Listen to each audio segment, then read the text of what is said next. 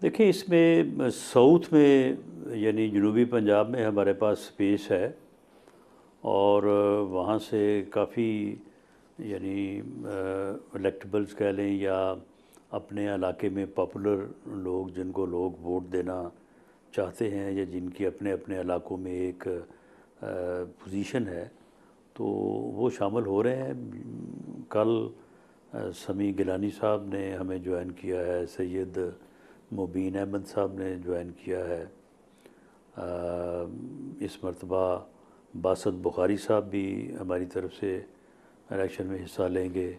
आमर गुपांग साहब जो है वो 2018 में भी एमएनए थे, वो भी पीएमएलएन के टिकट पे उन्होंने इलेक्शन लड़ने का जो है वो इरादा किया है। तो इस तरह से और भी कुछ बड़े नाम हैं।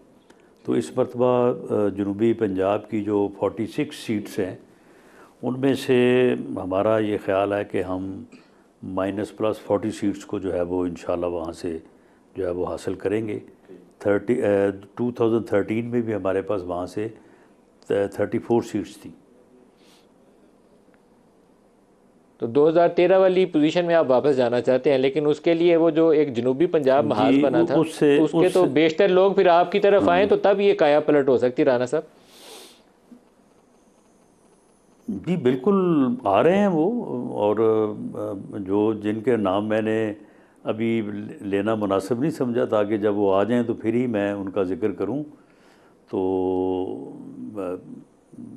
2013 से बेहतर पोजीशन होगी इंशाल्लाह।